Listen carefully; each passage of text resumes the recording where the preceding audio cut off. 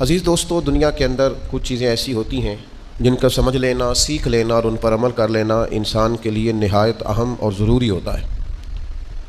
میں اور آپ جس معاشرے میں وقت گزارتے ہیں، یہاں ہمیں انتہا پسند، شدت پسند، انا پسند، خود پسند لوگ بہت زیادہ ملتے ہیں، لیکن بدقسمتی یہ ہے کہ حقیقت پسند لوگ بڑے کم ملتے ہیں۔ خوابوں کی دنیا میں زندہ رہنا، خوش فہمیوں میں جینا، اپنی صبحیں اور شامیں کچھ خاص تخمینوں کے تحت گزار کر زندگی گزار دینا، یہ حقیقت پسندی سے دور رہنے والے لوگوں کا طریقہ ہے۔ دین اسلام ہمیں حقیقت پسندی سکھاتا ہے، شعوری زندگی عطا کرتا ہے۔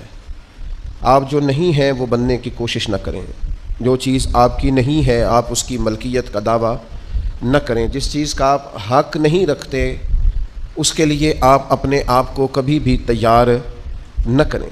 حقیقت پسند بننا، حقیقت پسند رہنا، حقیقت پسندی کی زندگی گزارنا، یہ کسی بھی شخص کو معاملہ فہم بھی کرتا ہے، مدبر بھی کرتا ہے اور اس کے لیے جینا آسان بھی کرتا ہے۔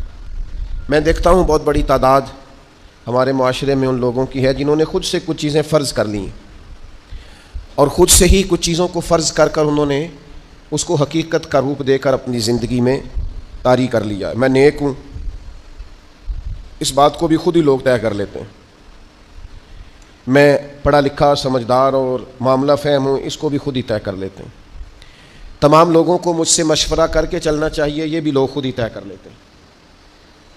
حقیقت پسند نہیں ہوتے، اس کا نتیجہ یہ نکلتا ہے کہ تربیت رک جاتی ہے، انسان جو سیکھ رہا ہوتا ہے اس سے پیچھے ہٹ جاتا ہے۔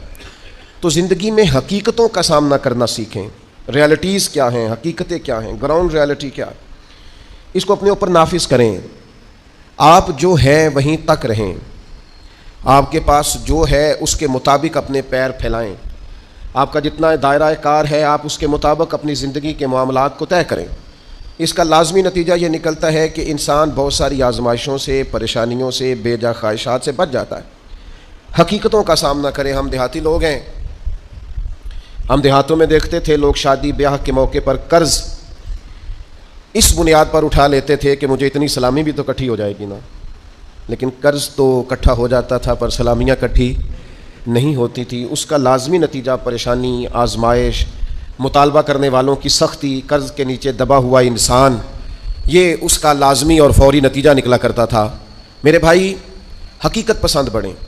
سب سے پہلے اور سب سے بڑی اس حقیقت کو سمجھ لیں کہ اس کائنات کا خالق اللہ تعالیٰ، یہ سب سے بڑی حقیقت ہے۔ اس حقیقت کے سائے میں جو لوگ زندگی گزارتے ہیں وہ لوگ کبھی بھی دشواریوں کا شکار نہیں ہوتے، کبھی بھی الجھاؤ کا شکار نہیں ہوتے۔ سب سے بڑی حقیقت یہ ہے کہ اللہ ہمارا رب ہے، خالق ہے، مالک ہے، رازق ہے، اور پھر سب سے بڑھ کر رحمان ہے اور رحیم ہے، پھر سب سے بڑھ کر غفار ہے اور ستار ہے۔ اس حقیقت کو سمجھ لیں۔ اللہ تعالیٰ نے قرآن مجید میں اس حقیقت کا اس طرح اظہار فرمایا، کیف تکفرون باللہ وکنتم امواتا فاحیاکم، تم کس طرح اللہ کا انکار کرتے ہو حالانکہ تم بے جان تھے، اس نے تمہیں زندگی عطا کی، کچھ نہیں تھے تم، عدم میں تھے، اس نے تمہیں وجود دیا، اور پھر ارشاد فرمایا ثم یمیتکم ثم یحییکم، پھر تمہیں مارے گا اور پھر تمہیں زندگی عطا کرے گا، ثم الیہ ترجعون، پھر تمہیں اسی کی طرف لوٹ جانا ہے۔ کبھی اس حقیقت سے کوئی شخص آنکھیں نہیں پھیر سکتا کہ یہ جو اس کا اپنا وجود ہے یہ بھی سارے کا سارا اللہ تعالیٰ کی مشیت اور اس کی رضا پر مبنی۔ اس نے اپنا وجود بھی اپنی مرضی سے تشکیل نہیں دیا، قد کاٹ اپنی مرضی سے تشکیل نہیں دیا، حسن و جمال اپنی مرضی سے تشکیل نہیں دیا، تو پھر کیسی عجیب بات ہے یہ روزمرہ کے معاملات اپنی مرضی سے تشکیل دینا چاہتا ہے۔ اس سے چاہیے کہ جس طرح اس کا وجود، اس کا حافظہ، اس کے چہرے کی ساخت اس کی اپنی مرضی کی نہیں، رب رسول کی مرضی کی ہے، تو پھر یہ بھی زندگی اپنی مرضی کی نہ گزارے، اس حقیقت کا قائل ہو جائے کہ جینا بھی اسی طرح ہے جو حکم اللہ تعالیٰ نے ارشاد فرمایا۔ لیکن زندگی اللہ کی دی ہوئی، رزق اللہ کا دیا ہوا، سانسیں اللہ کی دی ہوئی، لوگ جینا اپنی مرضی سے چاہتے ہیں۔ یہ حقیقت پسندی سے دور بات ہے۔ جس شخص نے جو مشینری بنائی ہے آپ اسی سے پوچھیں گے اس کو کیسے چلانا ہے، آپ اسی سے دریافت کریں گے کہ کیا چیز استعمال کرنے سے صحت ٹھیک ہوگی، کیا استعمال کرنے سے خراب ہوگی، آپ اسی طبیب حکیم کے مشورے سے چلیں گے۔ ہم من چاہی زندگی چاہتے ہیں تو سب سے پہلے تو اس حقیقت کو سمجھ لیں کہ کائنات کا رب، اور جب بنائی اسی نے ہے تو چلے گی بھی اسی کے حکم کے ساتھ۔ دوسری بات، پوری دنیا اس بات کو اچھی طرح تسلیم کر لے کہ اللہ کے لاڈلے اور آخری نبی جناب محمد الرسول اللہ ہے صلی اللہ تعالیٰ علیہ وسلم۔ اللہ تعالیٰ نے ساری رعنائیاں، ساری خوبصورتیاں، سارا وقار اور ساری عزتیں نبی پاک کی غلامی میں جمع کر دی ہیں۔ اب کوئی شخص اگر یہ چاہے گا کہ میں حضور سے ہٹ کر کہیں سے عزت ویل کر لوں، نبی پاک علیہ السلام کی پیروی سے ہٹ کر کہیں سے میں کوئی خیر کٹھی کر لوں، تو یہ حقیقت پسندی سے دوری ہے، ہو نہیں سکتا۔ وَمَن يُطِعِ اللَّهَ وَرَسُولَهُ فَقَدْ فَازَ فَوْزًا عَظِيمًا۔ کامیابی اسی شخص کو ملے گی جو اللہ اور اس کے رسول کی فرما برداری کرے گا۔ یہ کائنات کی سب سے بڑی حقیقت ہے کہ ساری کامیابیاں، سارا حسن، سارا کمال، ساری خوبصورتیاں حضور کی سنت اور شریعت سے وابستہ ہیں۔ ہم جتنا مرضی نئے دور کا فیشن اوڑھ لیں، جتنا مرضی بھاگ لیں، جہاں تک ہماری رسائی ہے ہم جا لیں، لیکن حق اور سچ یہی ہے کہ قل ان کنتم تحبون اللہ فاتبعونی یحببکم اللہ۔ اللہ کہتے ہیں محبوب ان سے فرما دیں اگر یہ رب سے محبت کرنا چاہتے ہیں تو آپ کی غلامی کریں، اللہ انہیں اپنا محبوب بنا لے گا۔ سب سے بڑی حقیقت یہ ہے۔ دوسری بات جو بڑی سمجھنے والی ہے اور غور کرنے والی ہے اسی سے وابستہ، کہ یہ بھی کائنات کی سب سے بڑی حقیقت ہے کہ نبی کریم اللہ کے آخری نبی ہیں۔ ما کان محمد ابا احد من رجالکم ولکن رسول اللہ وخاتم النبیین۔ محمد صلی اللہ تعالی علیہ وسلم مردوں میں سے کسی کے باپ نہیں ہیں، لیکن اللہ کے رسول ہیں اور نبیوں میں سب سے آخری ہیں۔ سورج اپنی جگہ چھوڑ سکتا ہے، چاند اپنی جگہ بدل سکتا ہے، ستارے زمین پر آ سکتے ہیں، اس زمین کا سارا نظام بدل سکتا ہے، پر رسول پاک کے بعد کوئی نبی نہیں آ سکتا۔ یہ طے شدہ حقیقت ہے۔ آج جو لوگ قادیانیوں کے بارے میں، مرزائیوں کے بارے میں اپنے دلوں میں نرم گوشے پیدا کرتے ہیں اور وہ روغن خیالی کا مظاہرہ کرتے ہیں، وہ اچھی طرح سمجھیں کہ کائنات کی سب سے بڑی حقیقت یہ ہے کہ رسول پاک آخری نبی ہیں، اور اس حقیقت سے کوئی انکار کر سکتا؟ یہ طے شدہ حقیقتیں۔ اب حقیقتوں کو کوئی شخص بدلے گا، وہ اپنی عقل کو گمراہی کے رستے پر ڈالے گا، یہ حقیقت طے ہے اور قیامت تک طے ہے۔ اور فرما گئے ہیں ہادی کہ لا نبی آبادی، خود فرما دیا ہے نبی پاک علیہ السلام نے کہ میرے بعد کوئی نبی آ سکتا۔ اس حقیقت کو میرا خیال ہے ہر شخص کو من و عن تسلیم کر لینا چاہیے۔ تیسری بات، کائنات کی سب سے بڑی حقیقت یہ ہے، ان حقیقتوں کے بعد کائنات کی، اللہ رسول کو ماننے کے بعد کائنات کی سب سے بڑی حقیقت یہ ہے کہ دنیا میں جو آیا ہے اسے دنیا چھوڑ کر جانا ہے۔ بہت اچھا محل بنا لے، بہت اچھا گھر بنا لے، بہت آسودہ زندگی بنا لے، جتنے زندگی کے لیے اسباب درکار ہے وہ سارے جمع کر لے، لیکن کل نفس ذائقۃ الموت، اس حقیقت کا انکار نہیں کہ دنیا بہرحال انسان نے چھوڑ کر جانا ہے۔ بڑے بڑے محلات ہوں یا آپ کٹیا میں رہتے ہوں، بہت بڑا بنگلہ ہو یا جھونپڑی میں وقت گزرتا ہو، بہرحال موت کا ذائقہ چکھنا ہے۔ ہم حقیقت پسندی کا مظاہرہ نہیں کرتے۔ حضرت موسیٰ علیہ السلام کے پاس جناب اسرائیل آئے، میں جان نکالنے آیا ہوں، ایک تماچا رسید کر دیا، اللہ کے حضور حاضر ہو کے عرض کی مالک وہ جناب کلیم نے تو یہ کیا ہے، جلالی ہیں آپ اپنی طبیعت کے تعلق سے، تو فرمایا ان سے جا کے کہیے کہ وہ بیل کی پشت پر ہاتھ رکھیں، جتنے بال نیچے آئیں گے اتنے 1000 سال عمر بڑھا دی جائے گی۔ تو حضرت اسرائیل عرض گزار ہوئے اللہ کے پیارے کلیم علیہ السلام، آپ بیل کی پشت پر ہاتھ رکھیں، جتنے بال آپ کے دستے مبارک کے نیچے آئیں گے اتنے سالوں عمر بڑھا دی جائے گی۔ تو حضرت کلیم نے پوچھا پھر چلے 1000 سال ہو گیا، پھر نے کہا حضور پھر جانا تو ہے۔ تو پھر حضرت کلیم نے حقیقت پسندی کا سبق دیا، فرمایا اگر جانا ہے تو پھر آج ہی چلتے ہیں۔ او بھائی یہ زندگی ایک دن ہو یا 100 سال یہ گزر جاتی، دوش پر کملی ہو یا کہ شال گزر جاتی ہے۔ چلو گر امیروں کی بہے اقبال گزر جاتی ہے تو غریبوں کی بہرحال گزر جاتی ہے، یہ گزر تو جائے گی، ایسا تو نہیں ہے کہ یہ رکے گی۔ تو موت اٹل حقیقت ہے، لا ریب ہے، بس چھوٹا سا فرق ہے۔ کافر کہتا ہے جتنی موج کرنی ہے دنیا میں کر لو، بعد میں فنا ہے۔ مومن کہتا ہے بقائی اس دن شروع ہونی ہے جس دن قبر میں مدینے والے کی پہلی زیارت کرنی ہے۔ بس سوچ میں اتنا سا فرق ہے۔ ہم کہتے ہیں نقطہ آغاز وہ دن ہے جس دن قبر میں جائیں گے، لحد میں عشق رخ شاہ کا داغ لے کے چلے، اندھیری رات سنی تھی سو چراغ لے کے چلے، اور تیرے غلاموں کا نقش قدم ہے راہ نجات، وہ کیا بھٹک سکے جو یہ چراغ لے کے چلے۔ مومن اپنی زندگی کو مرتب کرتا ہے، وہ سمجھتا ہے یہاں مجھے اللہ کی رضا کے مطابق جینا ہے، اپنے مالک کریم کے حضور سجدہ ریز رہ کر، سرنگوں رہ کر وقت گزارنا، اور پھر قیامت کے دن اللہ کا فضل اور اس کا کرم مجھے نصیب ہو جائے گا۔ موت اٹل حقیقت۔ میں آپ سے عرض کروں، کوئی نہیں تیاری کرتے لوگ موت کی، جتنی محنت ہے صرف جینے کے لیے، جتنی جدوجہد ہے صرف زندگی گزارنے کے لیے، جتنا وقت ہے صرف 60-70 سال کے لیے۔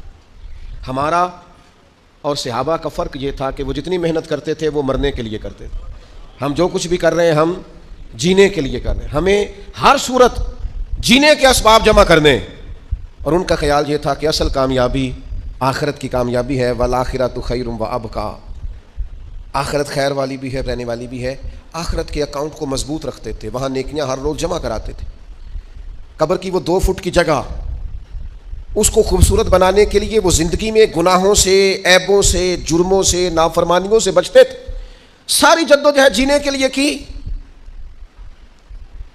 اور پھر حال یہ ہوا کہ دنیا سے جاتے وقت وصیتیں شروع کر دیں، پتر اتنے 1000 روپے فلان جگہ خیرات کر دینا، اتنے لاکھ فلانے کو دے دینا۔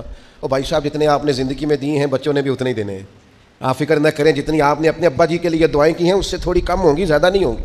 اللہ فرماتے ہیں انسان کو وہی ملتا ہے جس کے لیے وہ کوشش کرتا ہے۔ آپ نے عمر بھر دنیا داری کے لیے کوشش کی تو نتیجہ سامنے ہے۔ ادھر آنکھیں بند ہوتی ہیں، ادھر بیٹے ایک دوسرے پہ کیس کرا دیتے ہیں، یہ پلاٹ تو ابا جی مجھے کہہ گئے تھے، یہاں تو کچا رکا میرے پاس بھی ہے، یہاں تو 3 آدمیوں سے پوچھ لیں وہ میرے نام تھی۔ فتنے، فسادات، لڑائیاں اور دنگے۔ خدا را اس حقیقت کو سمجھ کیوں نہیں لیتے کہ دنیا چھوڑ کے جانا، اس نظریے کو بھانپ کیوں نہیں لیتے کہ تھوڑے دنوں کے لیے آئے، یہ ذہن ہمارا بن کیوں نہیں جاتا؟ رسول کریم نے صحابی کا کندھا پکڑ کے ہلا کے کہا تھا مجھے تجھ سے بڑا پیار ہے، تو یا رسول اللہ حکم فرمایا کن فی الدنیا کانک غریب و عابر سبیل، کما قال صلی اللہ تعالی وسلم، فرمایا حقیقت پسند رہنا، دنیا میں یوں وقت گزارنا جیسے مسافر گزارتے، راہگیروں کی طرح جینا۔ او بھائی صبح سے شام تک کوئی تو کوشش کرو، دنیا چھوڑ کے جانی ہے، مر جانا ہے۔ ہم سے زیادہ بلند پایا لوگ گزرے، ہم سے پہلے جتنے تھے سارے بلند درجات کے تھے، مالی طور پر مضبوط لوگ گزرے، عقلی طور پر مضبوط لوگ گزرے، سرمایہ زیادہ تھا گزر گئے، علم زیادہ تھا گزر گئے، فہم زیادہ تھا گزر گئے، حکمت زیادہ جانتے تھے گزر گئے، دانائی زیادہ جانتے تھے گزر گئے۔ حضرت ابراہیم علیہ السلام کے پاس جناب اسرائیل حاضر ہوئے، عرض کی حضور چلیے اللہ کریم کی بارگاہ سے پیغام اجل لایا ہو۔ تو حضرت خلیل علیہ السلام عرض کرنے لگے مالک کوئی خلیل بھی اپنے خلیل کے لیے پیغام اجل بھیجتا ہے؟ تو مالک نے فرمایا کوئی خلیل بھی اپنے خلیل کی ملاقات کو ناپسند کرتا ہے تو ملنے کے لیے بلایا ہے تو آئیے نا۔ تو عرض کی مالک کو پیغام کبھی پہلے آ جاتا تو تیاری کر لیتے۔ تو کہا ابراہیم تندرست جسم میں جس دن پہلا درد ہوا تھا تو پہلا پیغام ہی تو بھیجا تھا، سیاہ بالوں میں جس دن سفید بال چمکے تھے تو پیغام بھیجا تو تھا، جس دن سیدھی کمر درد سے تھوڑی جھکنے لگی تھی تو پیغام بھیجا تو تھا۔ یہ پیغام تو یکے بعد دیگرے آتے رہے، آئے پیغام آئے، کبھی دادا کی چارپائی کو کندھا دیا، کبھی دادی کی چارپائی کو کندھا دیا، کبھی رشتہ داروں کے جنازے پڑے، کبھی ماں باپ کے جنازوں کو کندھے دیے، وقت تو سارے دیکھے، لیکن کیا خیال تھا صرف انہوں نے دنیا چھوڑنی تھی؟ ہمارا یہاں پکا ارادہ ہے، بہانے بازی کرتے ہیں ہم لوگ، میں بچوں کے لیے کر رہا ہوں، جن بچوں کے والدین ان کی پیدائش سے پہلے دنیا سے چلے جاتے ہیں وہ بچے پلا نہیں کرتے، ان کے رزق نہیں آیا کرتا، آپ جائز ناجائز اکٹھا کر رہے ہیں بچوں کے لیے، جھوٹ بول رہے ہیں آپ۔ خدا را اس حقیقت کو سمجھنا، ایسے ہی حقیقت پسندی سے دور نہ ہو جانا۔ موت ہر وقت تلاش کرتی ہے، ڈھونڈ لیتی ہے، ایک ساتھ آگے نہ ایک ساتھ پیچھے، پھر جانا ہے اور بہرحال جانا ہے۔ بھول جاتے ہیں لوگ، نئی دوستیاں بنا لیتے ہیں لوگ، نئے تعلقات بنا لیتے ہیں لوگ، آہستہ آہستہ ہمارے بعد لوگ دوسروں کو قبول کرنا شروع کر لیتے ہیں۔ وہ میں قبرستان جایا کرتا تھا تو پہلے قبروں کے پیچھے زیادہ تر یہی لکھا ہوتا تھا آخری آرام گاہ۔ تو کچھ عرصہ پہلے چند سال ہوئے میں قبرستان گیا تو ایک قبر کے کتبے کی بیک سائڈ پہ لکھا تھا میں بہت اہم تھا، یہ میرا وہم تھا۔ وہم تھا میرا کہ میں بڑا اہم ہوں، ایسا کچھ بھی نہیں تھا۔ کس نے کہا ہے میں اہم تھا؟ کوئی بھی نہیں، سارے کام چل رہے ہیں، کچھ بھی ایسا نہیں ہوا۔ بھائی اس حقیقت کو سمجھو، جانا ہے اور بہرحال جانا ہے، اور دنیا کو بہرحال چھوڑنا، حقیقت پسند بنے۔ اور یہ جو سہارے ہم نے لیے ہوئے ہیں جان بوجھ کر جھوٹ کے اور ڈنگ ٹپاؤ پالیسی کے، دیکھی جائے گی بس ٹھیک ہو جانا ہے بس تھوڑا، یا اس سے باہر آ جائیں۔ اب کتنی کو دیر، کتنا کو بچپنا، کتنا کو لڑک پن، کتنے کو شغل، کتنا کو تصویروں کی دنیا کی زندگی، کتنا کو خواب۔ میں ایک دوست شکوہ کرنے لگے، کہنے لگے تھوڑا سا الجھ گیا تھا، امید تھی مجھے ڈھیر سارے دوست آ جائیں گے اور میری اس پریشانی میں میرے ساتھ کھڑے ہو جائیں گے اور میں نکل جاؤں گا اس پریشانی سے. تو میں نے کہا یہ تو خوابوں کی زندگی ہے. جتنے لوگوں کے ساتھ آپ زندگی میں کھڑے ہوئے اتنوں نے آپ کے ساتھ کھڑے ہونا تھا. آپ خود اندازہ کر لیں. ہمیں بہت ساری چیزیں یاد آتی ہیں جب ہمیں کوئی کام بتاتا ہے تو سیم صورتحال دنیا کی ہے. ہم حقیقت پسند نہیں، کہانیوں کی دنیا میں زندہ ہیں، رنگوں کی دنیا میں زندہ ہیں، تصویروں کی دنیا میں زندہ ہیں، لائکس اور کمنٹس کی دنیا میں زندہ ہیں، اسٹیٹس کی دنیا میں زندہ ہیں. حقیقت کچھ اور ہے، افسانہ کچھ اور ہے، خواب کچھ اور ہے، دن کا اجالا کچھ اور ہے. میرے بھائی سفر گھر بیٹھ کے میپ پر ماپنا اور ہے، اور سواری پر بیٹھ کر وہ منزلیں طے کرنا کچھ اور ہے. یاد رکھنا، گھر بیٹھ کر یہ کہنا کہ میں آیا یہ اور ہے، اور جب پاؤں میں آبلے پڑ جائیں، چھالے پڑ جائیں، اور جب ذہن چکرانے لگے اور گاڑیوں میں بیٹھتے نظریں گھومنے لگیں، تو اس وقت منزلوں کا تعین کرنا یہ کچھ اور ہے. جسے زندگی ہو پیاری وہ یہیں سے لوٹ جائے. اپنی زندگی میں حقیقت پسند بنے. کبھی بھی آنکھیں بند. میں کبھی کبھی تڑپ جاتا ہوں. کچھ لوگ بڑے حقیقت پسند تھے، بڑے. حضرت عمر رضی اللہ تعالیٰ عنہ بڑے حقیقت پسند تھے. کبھی کسی خواب کا سہارا نہیں، کچھ نہیں. کسی نے بڑی تعریف کی حضرت عمر کی، کہا کیا بات، اور وقت شہادت کی. حضرت عمر نے ساری فضیلتیں اپنی سنی ہوئی تھیں، پر عاجزی کا منظر، خود عاجزی کر رہے تھے، ہمیں حقیقت بتا رہے تھے. فرمانے لگے تمہارا خیال ہے عمر کی بڑی شان ہے، لیکن یہ انداز عجز دیکھنا. فرمانے لگے میرے لیے دعا کرنا، مجھے زخم لگ گیا ہے، میں دنیا چھوڑ رہا ہوں، میرے لیے دعا کرنا. درجہ نہیں چاہیے، بس میری نیکیاں اور میری بدیاں معاذ اللہ برابر برابر ہو جائیں. میرا رب بس اتنا کہہ دے جا تجھے معاف کیا، اس سے زیادہ نہیں. یہاں تو جس نے 15 دن نفل پڑھ لیے ہیں اور 10 عمریں کر لی ہیں، اس کے پاس بھی چٹ ہے جیب میں جنت جانے کی. یہاں جس نے 5-6 اکٹھی مسلسل محفل نعت کرائی ہیں، اس کے پاس دونوں جیبوں میں لسٹیں نعت خان، خطیب، پیر دے گئے کہ تو فکر نہیں کرنی، تیرے لیے ہر چیز کنفرم ہے، تو بہت بڑا عاشق رسول ہے. جیبوں میں ڈگریاں لیے پھرتے ہیں لوگ. اور حضرت عمر کیا کہتے ہیں؟ دعا کرنا برابر برابر ہو جائے. برابر. امام جعفر صادق رضی اللہ تعالیٰ عنہ، میرا وجدان ہے، میں سادہ آدمی ہوں، دعوے سے بچتا ہوں، لیکن ایک فقیرانہ سا دعویٰ کرتا ہوں، امام جعفر صادق کا خالی نام لینے سے فیض نصیب ہوتا ہے. کسی کا قول نہیں سنا رہا، ذاتی بات کر رہا ہوں. ذکر کرنے سے، نام لینے سے طبیعت کے اندر نورانی فیوز و برکات حاصل ہوتے ہیں. اتنا بڑا آدمی امام اعظم ابو حنیفہ، فقہ میں سب سے بڑے امام ہے. کسی نے کہا عمر کتنی؟ فرمایا 2 سال کا. حضور بڑھاپا اور 2 سال. فرمانے لگے عمر وہی 2 سال ہے جو امام جعفر صادق کی خدمت میں گزر گئی. اتنے بڑے آدمی سیدنا امام جعفر صادق حقیقت پسند بڑے تھے. حضرت داؤد طائی ان کے شاگرد ہیں، مرید ہیں، خلیفہ ہیں. ایک دن کہنے لگے ادھر آ داؤد. حضور حکم ہو. فرمایا میری آخرت کے لیے دعا کرنا، صرف تعلیم کے لیے، تربیت کے لیے، امت کو پیغام دینے، میری آخرت کے لیے دعا کرنا. تو حضرت داؤد طائی رو پڑے. عرض کی حضور آپ حضور علیہ السلام کے نواسے ہیں، خاندان رسول ہیں، میں آپ کے لیے دعا کروں؟ تو فرمانے لگے یہی تو دعا کرانی ہے کہ کہیں قیامت میں نانا کے حضور مجھے شرمندگی نہ اٹھانی پڑے. دعا کرنا میں کامیاب رہوں. میں ڈھیر سارے ایسے سادات کو جانتا ہوں جنہوں نے زندگی بھر کسی کو بتایا نہیں میں سید ہوں. وہ کہتے تھے یار ذرا وہ سٹیٹس بن جائے، معیار بن جائے کردار و عمل کا، علم و فضل کا، پھر کریں گے اظہار. عاجزی میں رہے عمر بھر. خدا را حقیقت پسند بنے، ریالٹیز کو سمجھیں. جو اصل ہے اس پر آپ قائل ہوں، جو اصل نہیں اس پر آپ کبھی بھی. ایک اور حقیقت بھی اچھی طرح سمجھ لیں. یہ ڈھیر سارے لوگ جو رکے دیتے ہیں، پیغام دیتے ہیں اور مجھ سے محبت کی وجہ سے بار بار دعا کا کہتے ہیں، انہیں ایک حقیقت سے پردہ اٹھا کے بتانے لگا ہوں. یہ کائنات کی بہت بڑی حقیقت ہے کہ جس کو مشکل آئی ہے نا، اس کے لیے اللہ آسانی بھی فرمائے. بہت بڑی حقیقت ہے. کیوں کہ قرآن مجید نے کہا فَإِنَّ مَعَ الْعُسْرِ يُسْرًا، إِنَّ مَعَ الْعُسْرِ يُسْرًا. فرمایا بے شک مشکل کے ساتھ آسانی ہے، بے شک مشکل کے ساتھ آسانی. یہ حقیقت ہے قرآن کی بتائی ہوئی.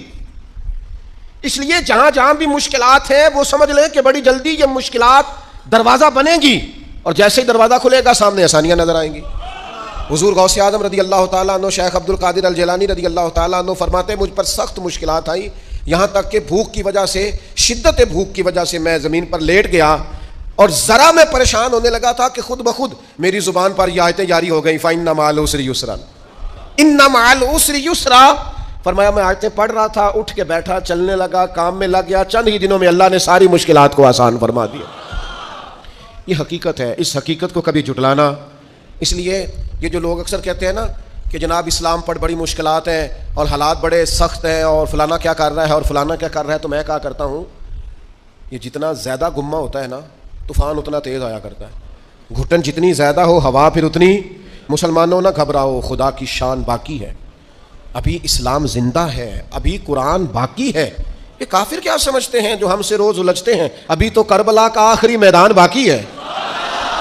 ایسا تو کچھ نہیں ہے کہ حالات بالکل ٹھیک نہیں ہوں گے. یہ جتنی مشکلات ہیں یہ اپنے پہلو میں آسانیاں لے کے آیا کرتی. میں کسی زمانے میں بڑی سخت تکلیف کا شکار تھا تو میری والدہ بڑے دبے لفظوں میں کبھی کبھی ماتھا چوم کہتی، پتر اللہ نے اتنا دینا ہے سانبھے ہی نہیں جانا. تو وہ چلے سادے لوگوں کا جملہ ہے اور اس جملے کے اندر ابھی بھی اتنے معاملات ہیں یہ کنٹرول کے انتظامات کے، میں واقعی نہیں سنبھال سکتا. وہ کئی سارے لوگ ملیں تو تب سنبھالے جاتے ہیں. بھائی ہر مشکل اپنے دامن میں آسانی رکھتی ہے. ڈسٹرب نہ ہو، مینٹلی طور پر پریشان نہ ہو. جیسے ہی مشکل آئے قرآن کا یہ فیصلہ ہے کہ وہ اپنے ساتھ آسانی لے کے آئے گی. اور ایک اور حقیقت بھی اچھی طرح سمجھ لیں، رزق بندے کو تلاش کرتا ہے. آپ کو گھر سے نکلنا ہے، کوشش کرنی ہے، محنت کرنی ہے، لیکن جو جائز نہیں اس کی طرف ہاتھ نہیں بڑھانا. اس لیے کہ جو آپ کا ہے وہ تو آپ کو ڈھونڈ رہا ہے. بس آپ نے کوئی کاروبار شروع کیا نہیں، تھوڑی سی محنت کی نہیں، تو وہ جو آپ کا رزق ہے نا وہ آپ کو تلاش کر رہا ہے، وہ ڈھونڈ رہا ہے، وہ آپ تک پہنچ جائے گا. یہ اتنی بڑی. بہت سارے دوست آ کے کہتے ہیں مجھے کسی نے کہا تجھے بندش کر دیا. تو پہلے بھی کہہ چکا ہوں یہ ہو سکتا صحیح ہے اللہ نے بھیجا تھا آپ کی طرف اور رستے میں کسی بندے نے روک دیا. یہ کیسے ہو سکتا ہے؟ اتنی کمزور بات کیسے کر سکتا؟ اللہ نے بھیجا تھا بندے نے بندش کرا دی، یہ کیسے ہو سکتا ہے؟ وہ بات کو سمجھیں، بھیجنے والا مالک ہے. سنیں رسول اللہ صلی اللہ علیہ وسلم کا اتنا قیمتی فرمان. غربت کے ہاتھوں پریشان ہونے والے اور یہ کہنے والے کہ کئی کاروبار شروع کیے ہیں میرا چلتا نہیں، جو قدم آگے رکھتا ہوں پیچھے جاتا ہے، وہ یہ اس حدیث کو ذرا سنیں اور اپنے ذہن سے ان ساری آزمائشوں کو نکالیں. اللہ کے پیارے رسول علیہ السلام نے فرمایا رزق بندے کو اسی طرح تلاش کرتا ہے جیسے موت بندے کو تلاش کرتی ہے. یہ جہاں بھی ہو، جس مقام پہ بھی ہو، جب وقت آتا ہے تو موت پہنچ جاتی ہے نا، تو جب خدا کا ارادہ کرم ہوتا ہے تو رزق بھی پہنچ جاتا ہے. آپ محنت جاری رکھیں، کاروبار کرتے رہیں، جدوجہد کرتے رہیں، جو آپ کا ہے وہ آپ تک پہنچ جائے گا. اپنی زندگی میں حقیقت پسند بنے. یہ ایسے ہی دوسروں کے پیسوں پر موج کرنے کا ارادہ ترک کر دیں، کسی اور کے گھر جا کے پیٹ بھرنے کا خیال اپنے دل سے نکال دیں. حقیقت پسند بنے، جو آپ کا ہے وہ انشاءاللہ. حضرت مولا علی شیر خدا رضی اللہ تعالیٰ عنہ نے نا ایک انار اللہ کے بارگاہ میں کسی غریب کو دیا انار، تو آپ فرماتے تھے مجھے اس کے بدلے 10 آئیں گے، چونکہ قرآن کہتا ہے ایک کے بدلے 10. تو دروازے پہ ایک شخص آئے دینے کے لیے، وہ دیا آپ نے، تو ایک شخص صاحب انار لے کے آئے تو انہوں نے مولا علی شیر خدا کو 10 دیے. آپ فرمانے لگے یہ نہیں ہمارے. کہنے لگا آپ کے ہیں؟ فرمایا ہمارے نہیں. کہا آپ کے ہیں؟ یہ ذرا یقین کا حسن دیکھیے. فرمایا ہمارے نہیں. کہا جناب آپ کے ہیں؟ فرمایا نہیں ہمارے تو آنے تھے 11، چونکہ ایک کے بدلے میں اللہ نے 10 دینے تھے، ایک ہمارے والا اور 10 اللہ کی طرف سے انعام آنے والا. اس شخص نے جیب میں ہاتھ ڈالا، کہنے لگے اے شیر خدا آپ کے یقین کامل پہ بھی قربان جاؤں، میں 11 ہی لایا تھا، بس دیکھ رہا تھا شیر خدا کیا فرماتے ہیں. آپ کا یقین، آپ کا اللہ کی ذات پر بھروسہ، کیا خوبصورت انداز ہے. محنت تو کی ہے کسی کے گھر میں، مزدوری تو کی ہے کسی کے ہاں، نوکری تو کی ہے کسی کے ہاں، لیکن وہ کی کسی بندے کے ہاں ہے. رزق بہر اللہ عطا کرے. میرا خیال ہے اگر یہ ذہن بن جائے تو یہ جو ہم روز شکوے کرتے ہیں نا، فلانا ظالم ہو گیا، فلانا جابر ہو گیا، فلانا فاسق ہو گیا، اگر کوئی ہے تو ظاہر ہے وہ اپنے جرم کی سزا پائے گا، لیکن ہم اس آزمائش سے بھی باہر آ جائیں. زندگی حقیقت پسندوں والی گزاریں. خیالات کی دنیا، خوابوں کی دنیا، لوگوں پر بھروسہ، بندوں سے امیدیں، مخلوق خدا پر توجہ، اتنے مل جائیں گے، اتنے آ جائیں گے، فلانا اتنی مہربانی کر دے گا، ان ساری جو ہماری حقیقت پسندی سے دوری ہے، اس ساری چیز، یہ ساری خوابوں کی دنیا ہے. آپ حقیقت کی دنیا میں آئیں، زمین پر آئیں. کبھی بھی وہ کسی نے کہا تھا محبت کو سمجھنا ہے تو نہ سے خود محبت کر. کنارے سے کبھی اندازہ طوفان نہیں ہوتا، پانی میں اترے تو پتہ چلتا ہے پانی کتنا ہے. اس لیے عزیز بھائی، میری بالخصوص نوجوانوں سے گزارش ہے، حقیقت پسند بنو یار. آپ جو نہیں ہیں وہ بننے کی ضرورت. بہت پہلے کہا تھا، پھر کہتا ہوں. ایک بزرگ کہتے ہیں میں ہر ایک سے نصیحت لے لیتا تھا. ایک طوائف گزر رہی تھی تو وہ بھی مجھے نصیحت کر گئی. میں نے اسے کہا کہ پردہ کر، اللہ سے ڈر. اس نے ایسا جواب دیا کہ کئی گھنٹے بابا جی بے ہوش رہے. کہتے میں نے کہا پردہ کر، اللہ سے ڈر. تو کہنے لگی حضور معاف کرنا، آپ نے ایک بات کی ہے تو ایک میں بھی کر لوں. میں نے کہا بیٹا کر لو. تو کہنے لگی میں انشاءاللہ توبہ بھی کروں گی، پردہ بھی کروں گی، پر ایک بات کرنی ہے، میں جو ہوں وہی کہلاتی ہوں. آپ بتائیے آپ جو کہلاتے ہیں آپ وہ ہیں کہ یہاں ڈھونگ رچایا ہوا ہے؟ سچ بتائیں. لوگ تو آپ کو ولی اللہ مانتے ہیں, درویش, صوفی, فقیر, خدا ترس مانتے ہیں. آپ نے ڈھونگ رچایا جو آپ ہیں بھی. فرماتے ہیں اللہ اکبر کا اور بے ہوش ہو کے زمین پہ گر پڑا, اور پھر میں اسے ڈھونڈتا رہا. زبان خلق کو نکارہ خدا سمجھو. او بھائیو, حقیقت پسند بنو. یہ جو ہم نے بہانے بازی اپنے ساتھ لگائی ہوئی ہے, اپنے ساتھ دھوکہ کرنا چھوڑ دو, اپنے آپ کے ساتھ ظلم چھوڑ دو, اپنے آپ کے ساتھ زیادتی چھوڑ دو, اپنے آپ کے ساتھ جان بوجھ کر خوش فہمیوں میں زندہ رہ کر عمل سے دور ہونا اور اپنے لیے معاذ اللہ قیامت کی سزائیں اکٹھی کرنا, اسے چھوڑ دو. حقیقت حال پر میں, اللہ مجھے معاف کرے, خدا نہ کرے میرے منہ سے کوئی ایسی بات نکلے. یہاں لوگ بچے داخل کرانے آتے ہیں, کہتے ہیں کہ بچہ داخل کر لیں, حفظ کرا دیں, ہماری بخشش کا ذریعہ بن جائے گا. تو میں کہتا ہوں آپ کی ابھی 45 سال عمر ہے, آپ اپنی بخشش کے لیے خود تیاری کیوں نہیں کرتے؟ یہ بچہ آپ کی بخشش کے تو کرائے گا, حدیث میں موجود ہے. لیکن میرے بھائی یہ کیا بات ہوئی, آپ نہ جائز دے کے نہ ناجائز دے کے, نہ نماز کا خیال کریں نہ حدود اللہ کا خیال کریں, اور آپ نے ذہن بنا لیا ہے کہ بچہ داخل کرا دیا تو بخشا دے گا. اور وہ جو بخشانے والی بات ہے نا مشکات میں, اس کے بھی لفظ کیا ہے؟ فرمایا جو قرآن مجید کو پڑھے اور قرآن کے حلال کو حلال جانے اور حرام کو حرام جانے, وہ اپنے خاندان کے 10 بندے لے کر جنت میں جائے گا. میں انکار نہیں کرتا, یہ بہت بڑی بشارت ہے, حافظ بندے جنت میں لے کے جائیں گے. اور اعلیٰ حضرت نے لکھا ہے عالم دین کے شاگردوں کی تعداد آسمان کے تاروں کے برابر بھی ہوئی تو اللہ عالم کی سفارش ان کے حق میں قبول فرمائے گا. یہ بات درست ہے, پر یہ کہ آپ بھروسہ کر کے بیٹھ گئے. حضرت ابو ہریرہ رضی اللہ تعالیٰ عنہ نے کہا تھا حضور جو کلمہ پڑھے گا جنت میں جائے گا. تو یہ روایت میں بیان کر دوں تو حضرت عمر قریب تھے, عرض کی حضور اس طرح تو لوگ عمل کرنا چھوڑ دیں گے. تو حضور نے فرمایا ابو ہریرہ رہنے دو, ان کو وہی باتیں بتاؤ جو عمل کے قریب کریں. بڑی خوش فہمیاں ہیں, نا عاقبت اندیشیاں ہیں.